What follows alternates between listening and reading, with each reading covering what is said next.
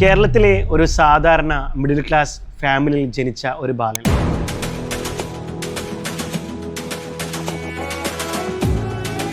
തൻ്റെ 5-ാം വയസ്സിൽ തുടങ്ങിയ ക്രിക്കറ്റിനോടുള്ള പ്രണയം.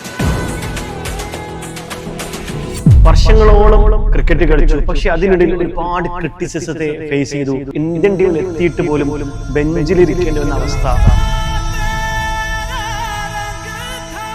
പലപ്പോഴും തനിക്ക് ലഭിക്കേണ്ടിയിരുന്ന പല അവസരങ്ങളും നഷ്ടപ്പെട്ടു പോയ ഒരവസ്ഥയിലൂടെ കടന്നുപോയ നമ്മുടെ പ്രിയങ്കരനായ സഞ്ജു സാംസൺ.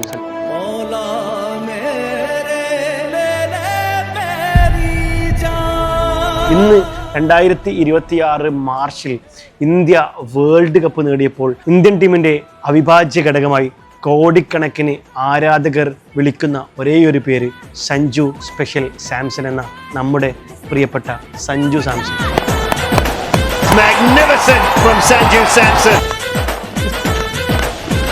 സഞ്ജുവിന്റെ ജേണി നിങ്ങൾ കൃത്യമായിട്ട് നിരീക്ഷിച്ചാൽ നിങ്ങൾക്കൊരു കാര്യം മനസ്സിലാവും. He don't want to give up. പക്ഷെ ഈ ഗിവ് അപ്പ് ചെയ്യാതെ സഞ്ജുവിനെ പിടിച്ചു നിർത്തിയ ഏറ്റവും പ്രധാനപ്പെട്ട ഒരു കാര്യം അത് സഞ്ജുവിന്റെ ഒരു പർപ്പസ് ആണ് എന്നുള്ളതാണ്.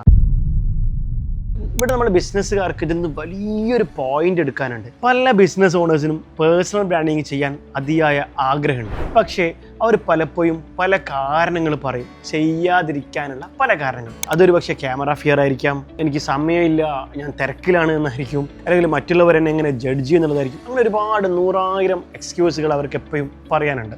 ഇവിടെയാണ് ഞാൻ സഞ്ജു സാംസന്റെ കഥ നിങ്ങളായിട്ട് പങ്കുവച്ചത്. എന്താണ് പർപ്പസ്? ഒരു ബിസിനസ് ഓണർക്ക് അല്ലെങ്കിൽ ഒരു പേഴ്സണൽ ബ്രാൻഡ് ബിൽഡ് ചെയ്യുമ്പോൾ പർപ്പസിന്റെ ഇമ്പോർട്ടൻസ് എന്താണ്? കോടിക്കണക്കിന് ജനങ്ങളെ റെപ്രസെന്റ് ചെയ്ത് ഇന്ത്യൻ ക്രിക്കറ്റ് ടീമിൽ കളിച്ച് ഇന്ത്യൻ ക്രിക്കറ്റ് ടീമിനെ വിജയിപ്പിക്കുന്ന ഒരു കളിക്കാരനായിട്ട് മാറണം എന്നുള്ളൊരു പർപ്പസ്, അതിന് വേണ്ടിയുള്ള പ്രവർത്തനങ്ങൾ കൺസിസ്റ്റൻ്റ് ആയിട്ട് ഈ ഒബ്സ്റ്റക്കിൾസിലും ചലഞ്ചസിലൊക്കെ നേരിടുന്ന സമയത്തും അതിനുവേണ്ടി പ്രവർത്തിച്ചതിൻ്റെ ഫലമാണ് ഇന്ന് നമ്മൾ ആഘോഷിക്കുന്ന സഞ്ജു സാംസന്റെ വിജയം. ഇവിടെ എനിക്ക് ബിസിനസ്സുകാരോട് പറയാനുള്ളത്, ഓരോ ബിസിനസ്സുകാരനും അവൻ്റെ പർപ്പസ് ഡിഫൈൻ ചെയ്യണം. എന്തിനു വേണ്ടിയിട്ടാണ് ഞാൻ ഈ ബിസിനസ് ചെയ്യുന്നത്? അതിൻ്റെ കൃത്യമായ ഒരു പർപ്പസ് ഡിഫൈൻ ചെയ്ത് കഴിഞ്ഞാൽ ഓട്ടോമാറ്റിക്കലി നിങ്ങൾ ആ ഒരു കൺസിസ്റ്റൻ്റ് ആയിട്ടൊരു എഫേർട്ട് ഇടാൻ നിങ്ങൾ തയ്യാറാവും. എങ്കിലും മാത്രമാണ് നിങ്ങൾക്ക് നിങ്ങളുടെ പേഴ്സണൽ ബ്രാൻഡ് ബിൽഡ് ചെയ്യാൻ പറ്റുന്നത്. രണ്ടാമത്തത് ട്രസ്റ്റ് ബിൽഡിംഗ് ആണ്. വിശ്വാസം നേടിയെടുക്കാൻ ഏറ്റവും വലിയൊരു സ്ട്രാറ്റജിയാണ് പേഴ്സണൽ ബ്രാൻഡിംഗ് എന്നുള്ളത്. നിങ്ങൾ കൺസിസ്റ്റൻ്റ് ആയിട്ട് നിത്യേന കണ്ടിന്യൂ ആയിട്ട് റിപ്പീറ്റഡ് ആയിട്ട് നിങ്ങളുടെ ഓഡിയൻസുമായിട്ട് കമ്മ്യൂണിക്കേറ്റ് ചെയ്യുമ്പോൾ നിങ്ങളുടെ സ്റ്റോറിയും നിങ്ങളുടെ എക്സ്പെർട്ടൈസും നിങ്ങളുടെ ഇൻസൈറ്റും പങ്കുവെക്കുമ്പോൾ അവിടെ ട്രസ്റ്റ് ബിൽഡായി വരും.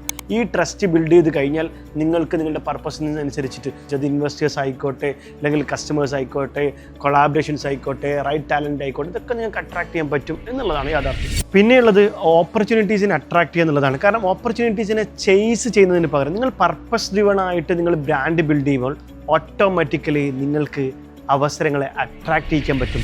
നാലാമത്തത് ബിക്കം നോൺ ഫോർ സംതിങ് ആണ്. നിങ്ങളുടെ ഇൻഡസ്ട്രിയിൽ നിങ്ങളുടെ നിഷിൽ നിങ്ങൾ എക്സ്പേർട്ടായിട്ട് കൃത്യമായിട്ട് പൊസിഷൻ ചെയ്ത് കഴിഞ്ഞാൽ നിങ്ങളുടെ എക്സ്പെർട്ടിനനുസരിച്ച് നിങ്ങൾ അറിയപ്പെടും. ഈ അറിയപ്പെട്ട് കഴിഞ്ഞാൽ മാത്രമാണ് നിങ്ങളുടെ ഒരു പർപ്പസ് അവിടെ മീറ്റ് ചെയ്യുന്നുള്ളൂ. അല്ലാതെ വൺ എമംഗ് ദ മെനി ആയിട്ട് ജാക്ക് ഇൻ ഓൾ ആയിട്ട് നിങ്ങൾക്കൊന്നും ചെയ്യാനില്ല.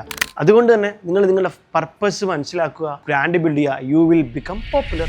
ഞാൻ നേരത്തെ പറഞ്ഞ പോലെ ഈ സഞ്ജു സാംസന്റെ ലിസൺ പോലെ തന്നെ ഒരുപാട് ഒബ്സ്റ്റക്കിൾസും ചലഞ്ചസും ഒരുപാട് സിറ്റുവേഷൻസ് ഒക്കെ കടന്നു പോകുന്നുണ്ടെങ്കിൽ പോലും നിങ്ങളുടെ ഒരു പർപ്പസിന്റെ ഒരു ക്ലാരിറ്റി നിങ്ങൾക്ക് ഇതിനൊക്കെ ഓവർകം ചെയ്യാനുള്ള ഒരു കോൺഫിഡൻസും കറേജും തരും. Find your purpose. അതൊരു ക്രിസ്റ്റൽ ക്ലിയർ ആയിട്ട് നിങ്ങളുടെ പർപ്പസ് ഫൈൻഡ് ചെയ്ത് കഴിഞ്ഞാൽ നിങ്ങളുടെ മുന്നിൽ ഒരു ഒബ്സ്റ്റക്കിൾസ് ഉണ്ടാവില്ല, ഒരു തടസ്സങ്ങളുണ്ടാവില്ല, നിങ്ങളെ ആർക്കും തോൽപ്പിക്കാൻ പറ്റില്ല. നിങ്ങൾ ഒരു ദിവസം നിങ്ങളുടെ ലക്ഷ്യത്തിൽ എത്തിച്ചേരും തീർച്ച. When your purpose become clear, your voice become powerful.